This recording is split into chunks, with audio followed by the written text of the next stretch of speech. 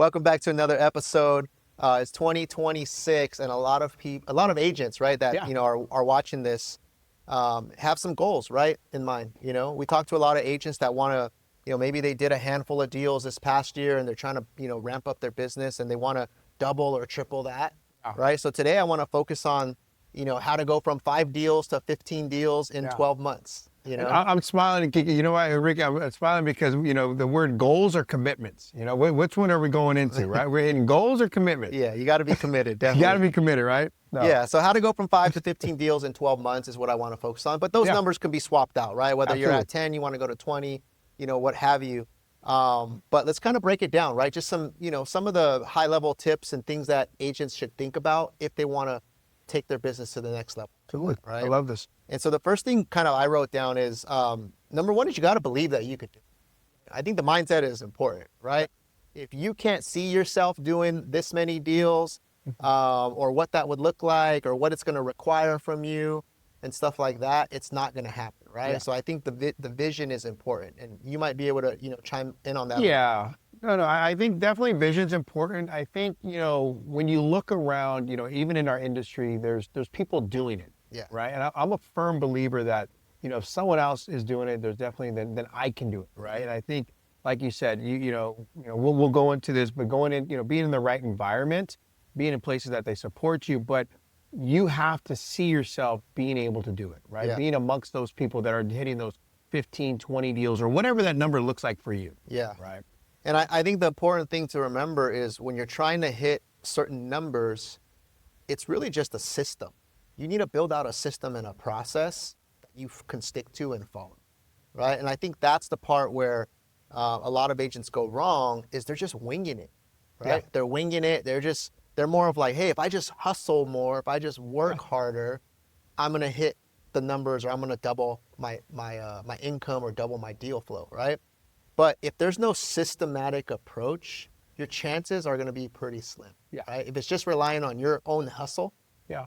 it's not always gonna work out. It's not. I think hustle and hard work is an ingredient to it. Oh, for right. sure. Right. But again, I agree with you. The system is what's going to take you to that next level. Yeah, absolutely. And just think about it. For example, like if you're someone who did 5 deals this year, right? And you want to do 15 deals the following year, and you just say, I'm just going to work harder, right? Without strategy or systems or processes that you're going to implement, just working harder, I don't think is, right? So I think that's important to kind of go into that mindset.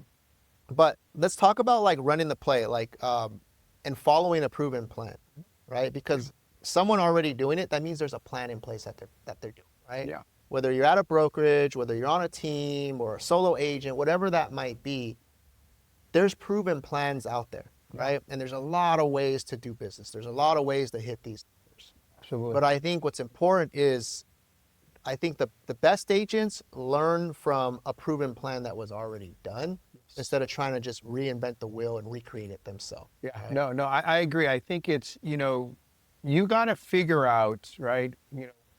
Obviously you have your number, but you got to figure out what you enjoy doing, right? Yeah. When you're going to start this process. And it's a great time to do that because we're starting the year, starting the new year, but understanding that, like you said, there's many different ways to hit these numbers. Yeah. Now, what I would say as an agent is obviously the mindset. The second is, you got to find out, how do you want to attack your business? How do you want to approach it? What type of clientele do you want, right? And then you want to build a system around that, right? We can name a bunch of different ways: door knocking, flyers, cold calls, Zillow, online leads. There's tons of different ways.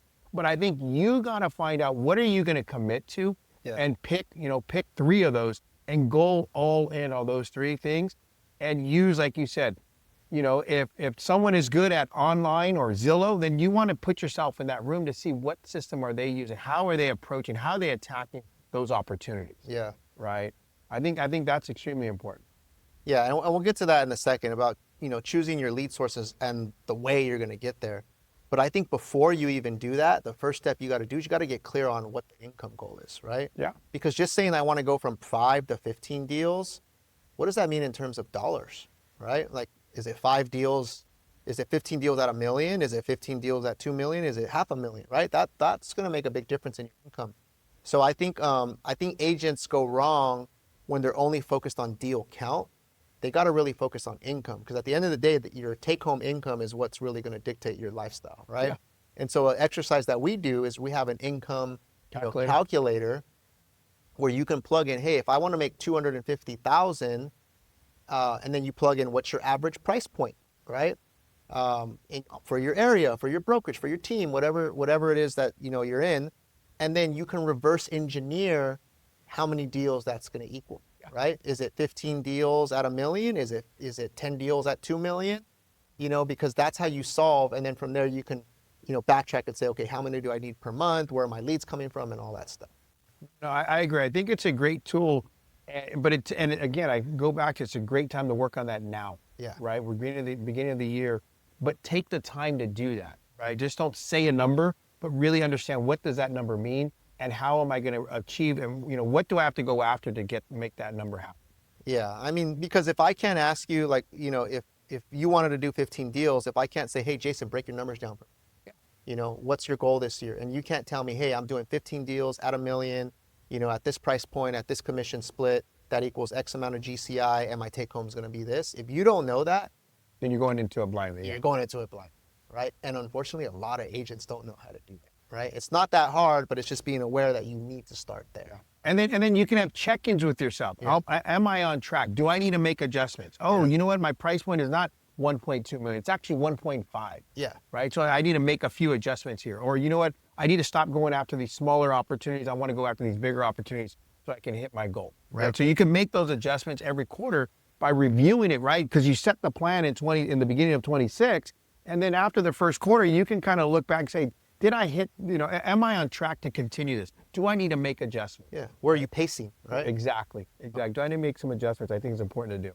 Okay, let's talk about lead sources, right? You got to have lead sources. Yeah. You don't have a solid lead generation system or marketing system that brings in leads, you're going to it blindly again, right? Yeah. And so maybe give me some insight on your thoughts on how do you pick your lead sources? What should you be focused on?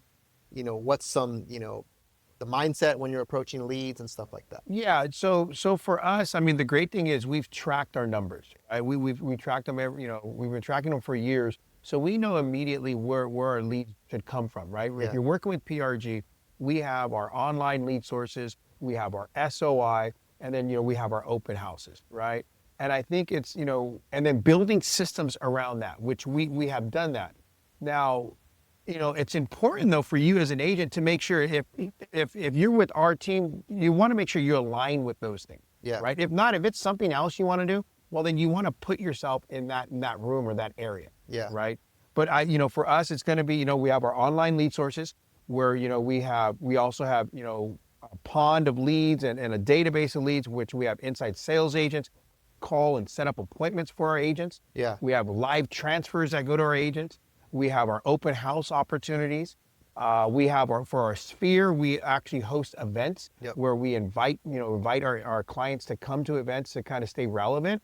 And so I think just picking, I would say 2 to 3, lead sources and going really deep into those lead sources, and then mapping out how are you approaching and how are you attacking those lead sources on a weekly basis. What activities and are you doing to go ahead and attack those 3 lead sources? Yeah. So first identify, and then put out a plan, and then go ahead and attack. Yeah, absolutely. And I've been doing one-on-ones, with a lot of our agents, as we're into the new year, just to get alignment on what their goals are and their plan. And that's one of the things that we're focusing on, is not adding more stuff. No. Is how do I go deeper with the stuff that I'm already doing? How do I get better, right? Like if I'm doing open houses, and that's part of one of my pillars, Yeah. how do I get better at open houses, Yeah. right? How do I do them at a high How level? do I do them at a higher level, Yeah. right? And that's what you explained is going deep, right? Like, hey, last year, like this was a big gap in my open houses. I wasn't capturing leads. Yeah. So maybe I got to focus on a better, more effective way to capture leads, Yeah. right? Or my follow-up after I capture the leads, which is a lot of agents have that That's issue, the right? biggest issue, Is I right? got all these leads, but I didn't have a system to follow up with them. Therefore, I didn't close that many deals from open houses Yeah. because I didn't go deep enough with the plan. And then unfortunately, people say, well, it didn't work. No, it's just you didn't have the correct plan. Yeah. Right? A lot of times, because I do the one-on-ones with them as well, right? Even new agents that we're recruiting, they're like, yeah, I do open houses, and they're doing open houses. And I'm like, well, when do you call back your open houses? On Monday. Well, that's not the best time because clients are already, they're back to work. So Back at work. again, just having a plan, right? Just, I'm not going too deep on that scenario, but just having a plan like, hey, listen, if I did an open house and I worked from 12 to 4, well, I'm going to close down the house at 4. From 4 to 4:30, I'm doing a video. Hey, Enrique, thank you for coming to my open house. I have disclosures, inspections, would love to go ahead and set up a time to meet with you. You're doing that right after the open house. Yeah. And you start doing that, you get 10 clients every Saturday, you're going to see that compounding where you're going to see opportunities from your open house. Yeah, absolutely. Right? And so a lot of what we focus on with our team is not going wide, it's going deep, Absolutely. right? Is we've gotten really clear that we're not the flyer team or the farming team or whatever other thing, right? There's a lot of ways. The door knocking team. We're not even the door knocking team, right? We got very clear that our business comes from our database and our SOI, our past clients, online leads, and open houses. And so everything that we do revolves around how to make those better and how to go deeper, right? Even with open houses, we have a lot of leads coming in from Zillow, Redfin, the database that we've already built. How do we go deeper with those? How do we become better when we meet with a new Zillow client, right? Yes. What are we saying on the appointment? What are we bringing to the appointment, Yeah. right? How do we make that experience even better? That's really going deep. And I think that's the mistake a lot of agents do is instead of going deep, they try to add a different source. Yeah. But they never did that source at a high level to begin with, right? Yeah. So, and we've learned that. We've learned that. We've made that mistake. Early right? on, we were doing all these different things, right? And then we really kind of boiled it down to we're going to go deep into these things. And I think, the key thing also with any lead source, you have to do this. You have to pick up the phone. I don't care if it's a flyer or if it's from door knock, whatever, from online leads. You got open house, you got to pick up the phone and you got to contact that opportunity. Yeah. And create value and show value, right? Yeah. I think that's important to understand. How you get the leads to come in that's the strategy. But for every lead source, no matter where the lead came, whether it's a flyer, a farm, or online lead, you got to be able to pick up the phone and deliver value and know the scripts and what to say and how to say it to convert that to an appointment into a client. And then that's another skill, right? Once you're at the appointment, you have to have that. And just to kind of go deeper into our system that we have, I mean, we have over 45,000 leads in our CRM, right? And so what we've implemented, inside sales agents that are actually calling that database and setting up appointments for our agents. Yeah. Right? Because we know some agents are not going to follow up with those opportunities. Mm-hmm. So we already know that. So what we did, we built a system around it. Yeah. Right?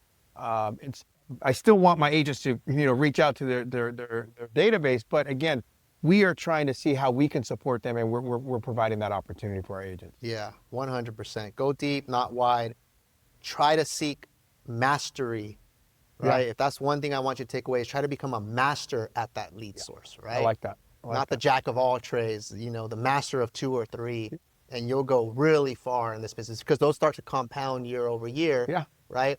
The people that you met last year are now doing business with you this year, now referring clients, and it just builds and builds and builds. And I think you have to understand that, right? When you're building out these, your lead source or your marketing, is that there's people are going to want to transact now, and there's people going to want to transact 6 months or maybe a year from now. Yeah. But your job is to continue to have them in your database, nurture them, and follow up with them, and put them in that place because 6 months flies by, a year flies by. We've been doing this for over 22 years. Yeah, right. And so it goes by quick, right? Yeah, and think to yourself, whatever I'm choosing to do, my lead generation method or my plan, can I see myself doing that forever? Yeah, there you go. Approach it with that mindset. Can I see myself doing this for the next 5 years? Yeah. So if you're going to go try this new lead thing, this new thing that some other agent told you about, do I have the bandwidth to continue to work on that particular pillar for 5 years? Yeah. Right? Or even the cost. The cost. Right? Do I have the money to invest in this for the next 5 years? Do I see myself being able to continue to invest and ramp up and ramp up? Yeah. If the answer is no, or if you're uncertain, that's not the right? And so I think don't pick what you think is like the shiny object or what looks cool because some other agent's doing it. Yeah. Because agents who are successful at something, you're not seeing all the years and years of work that they put in to get to that point. Exactly. Right? Exactly. And then not giving up and not switching things up. Right? Yeah. Okay. One more thing. Your database and your sphere. Right? I think that's a huge missed opportunity for a lot of people. right? And so we recommend agents build out a top 100, right, of people that know you, like you, trust you. These could Support be your business. support your business. These could be past clients. These could be family members, friends, colleagues, people in your community, your church, whatever Business organization, partners. business partners Yeah. from other industries. But I think this is a huge missed opportunity that a lot of agents don't do is they don't ever take the time to put together this list Yeah. of the people who are going to help them build their business, right? And so that's one thing that we're really focusing on with our agents is just having everyone have this go-to top 100 list and then take it a step further, put those in your CRM, and then have a plan for being able to contact these people intentionally and systematically, right? So that you're able to build these relationships and plant those seeds, and right? I think it's huge, guys. I mean, what I look at is even if that family, friend, business partner is not transacting with you, but they are promoting you, right? They're in your corner. They want you to win.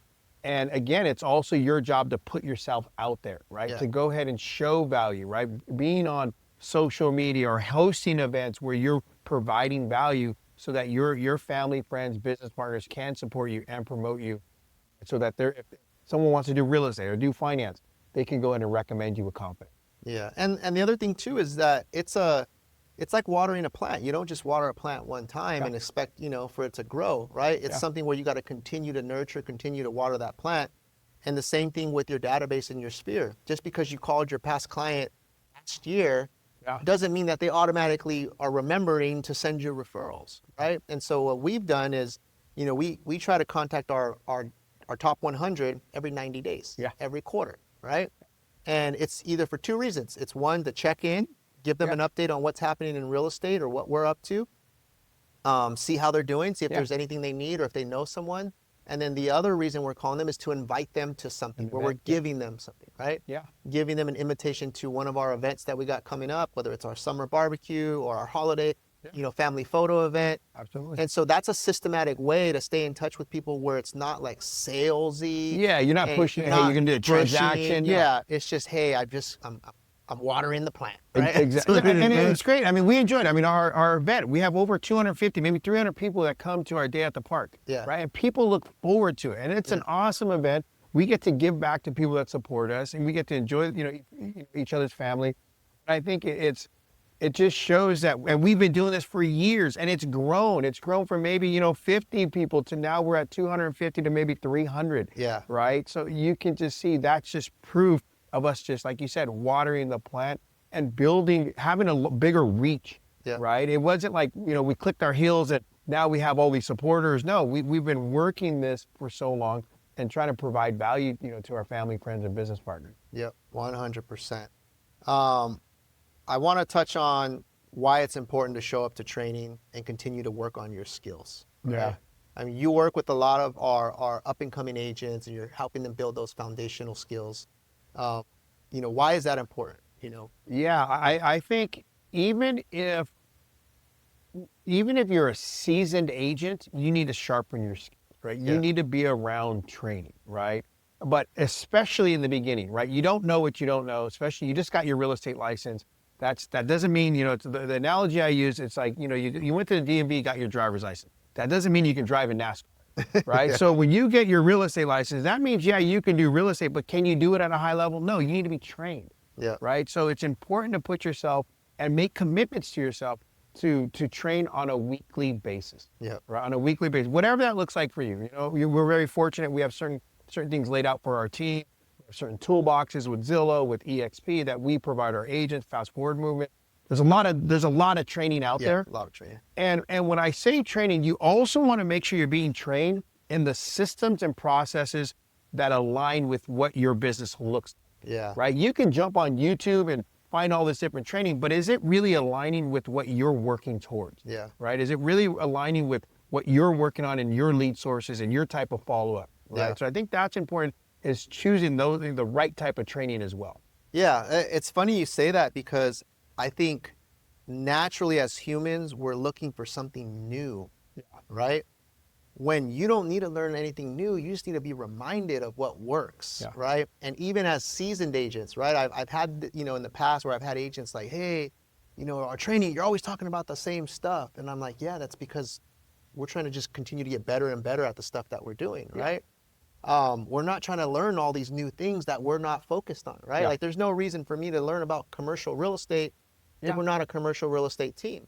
We can have a business, a partner that we can refer to. That we can refer right? to and a trusted source, which we do. And then we're also doing a benefit in that. We're benefiting the client, Enrique, because now we're not wearing too many hats. Yeah. Right. But yeah. And so some agents naturally they want to learn other things and other things and I think that's just the human mind of just chasing different shiny objects. Yeah. But I think if you're an agent, and especially if you're a seasoned agent, you should constantly be watching trainings on how to do what you're trying to do at a high, right?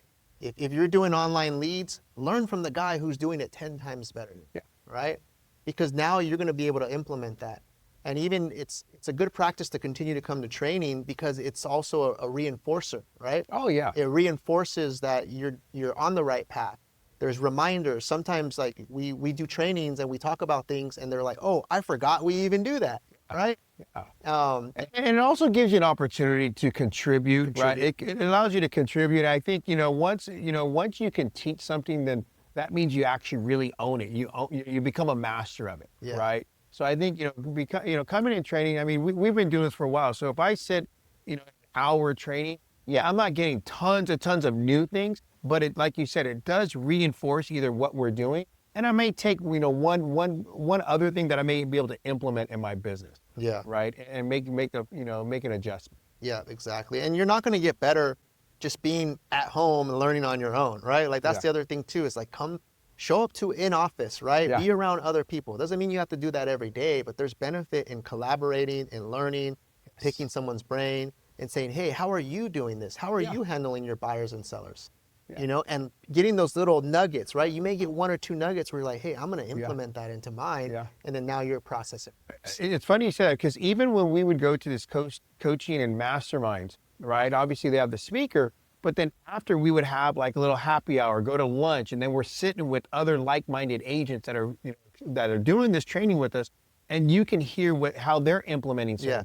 So one is you get to hear the speaker at the mastermind or the training. Two is then after you get to talk with your colleagues and see how they're approaching certain scenarios within the market. Yeah, and a lot of times that's where you learn the most. Yeah. Is those little intimate conversations where you're at these masterminds or in the office and you're having these little one-offs and you get these little nuggets because now you can ask specific questions, right? Yeah. If you're watching a YouTube video, you can't ask them a question, Yeah. right? You have to go through the whole video and try to decipher it. But if you're here in the office with us, you can ask me a specific question and get your answer right there and immediately apply it. Absolutely. Right? Absolutely. So there's a lot of value in that. Yeah, I mean, training is so important. I mean, you can see even high-level athletes. Yeah. They don't just show up to the game. They're training on a daily basis. Yeah. Right. So if you really take this, you're a real estate agent or a loan officer, you have to understand training. You got to implement that in your schedule. Yeah, absolutely. And how is this relevant, right, to going from 5 to 15 deals? Well, if you're more skilled and you know more, you're going to be more effective when you're out there. Absolutely. Right? So if you're at a skill level of a 5 or a 6, right, and that got you X amount of transactions, now you're at a skill level of an 8 or a 9. Yes. Now when you meet with the same amount of clients, you're going to convert more, right? So you're more effective in the same amount of time, which is why training is so important, right? So that you can convert more, be more effective. And we've seen it, Enrique. We've seen it even working with, I think last year we're working on our listing presentation, and we have some really strong agents, and we kind of recognize, hey, they can be stronger. Yeah. Right. And we expose that, and they recognize it as well. And we were able to give them more skills so that when they went out there, they were more confident. They were able to give more value and get more opportunity. Absolutely. Okay. So one last thing I want to touch on, and then we're going to wrap up, is the importance of leveraging, of creating leverage and having leverage, right? Because I think that is really what gets in the way of someone going from a certain amount of transactions to the next level. It's just because time starts to become a factor, right? You only have so many hours in the day. If you're managing more than one client, day goes by quick. You know what I mean? So maybe give me some examples of where you see agents who are scaling their business and how they've leveraged, tools that we have in the team or brokerage. Yeah, I think one thing is, you got to figure out what your dollar producing activities are. Yeah. Right. And then you got to figure out ways to go ahead and delegate the things that are not dollar producing activity. Yeah. right? Because a lot of times what I realize, a lot of agents want to do what I call busy work, right? They want to be busy doing certain things, maybe, meeting the stager or meeting the appraiser, meeting the inspector, or going to Home Depot and making a key and creating that lockbox, and which I understand. And at the end of the day, you did accomplish something, but is that really moving your business? Is that really a dollar producing activity? Are you getting new business from going to Home Depot, right? Yeah. And again, I use that as an example because you can consume yourself and have that busy work, but you really got to sit down with yourself, especially in 26, and say, okay, listen, I want to go from 5 to 15 deals. Where can I eliminate my busy work? Yep. Right? Where can I really focus on dollar producing activities and hand off this busy work to other people on our team? Obviously, we have our admin team. We have ISAs, we have transaction coordinators. We have someone that runs around and helps with the Home Depot key, right? We have these things in place, but then again, it's also, you have to be able to say, okay, I'm going to be letting go of these tasks that someone else can handle, so I can focus on growing my business the right way. Yeah. Yeah. And that's, you explained it well. That's leverage, right? That's the summary of leverage. Because at some point, the lid or the ceiling is going to be how much time you have available. Absolutely. Right? So if you're spending your time over here where that's not necessarily getting you the deals you want or the income you want, and you could have spent that time somewhere else on more prospecting, more lead follow-up, working the lead sources that you've built, and implementing that plan, right? You lost money right there, right? You lost money right there because you can only be in one place at one time, right? And so if you look at any agent, who is producing at a high level, they have some sort of team within their business, whether it's an admin, whether it's a support team, transaction coordinators, like you said, VA, stuff like that, or another agent that they work with, so that they can do more in the same amount of time, right? And that is a big factor of what I see from agents who are doing everything on their own, and then they join our team and they start plugging into all the leverage, and now they're able to double or triple their transactions. They have leverage from the lead generation already being built, and they have leverage from the admin support and the team, right? And I think if you look at it from a long run, right? If you're able to double, go to, or triple your numbers from 5 to 15. Now, remember we talked about our SOI? Yeah. Now your SOI, those raving fans just grown, right? Now you can tap into their SOI, and then that's looking long term, right? It's really looking long term, where you got to let go of certain things now, this busy work, so that you can go ahead and start growing your business. And you look at it from 2, 3, 4, 5, 6 years from now, and you're going to see tremendous growth if you're able to do that. Yeah, because the more satisfied clients that you have in your database, and if you're continuing to nurture them and stay in touch with them, the more referrals you're going to get in the long run, right? But if you're trying to do everything on your own because you want to get maybe the highest commission split, or you don't want to join this, or you want to be at, and now you're only closing 5 deals a year, that's only 5 clients that can refer you people, right? Versus plugging into a system or building a system or investing in marketing and stuff like that. And now you're able to double or triple. Now you have 10 or 15 clients that can be raving fans and refer you more, right? And that compounds year over year. Absolutely. So thinking long term, I love that. So I think we talked about a lot, guys. And I think what I just want to end with is, it's not the leads, right? Yeah. It's structure. It's the systems. It's understanding business. It's understanding leverage. Mindset. Right? Mindset huge. Going huge. in. If you want to go from 5 to 15 deals, or 10 to 20, or to 30, you need to understand the big picture, right? And stop just looking at your one deal. Start thinking in terms of, how do I do, if I had to do 10 or 20 or 30 deals, what systems would I need to have, right? How would my mindset change? How would I look at my business different? How would I approach certain things to be more efficient and get my time back? No, I agree. And I think the big thing too is, in 26 is look at, we have goals, but look at what you're committed to. Really, really sit down with yourself, going back to that mindset, understand what are you truly committed to, right? And then just put together a plan and start attacking. That's all we got for you guys. I hope you guys have an amazing 26. If you need anything, if you need support, we do free coaching calls. We're always willing to help and share what's working. Feel free to reach out to us, and we'll see you later. Thanks, guys.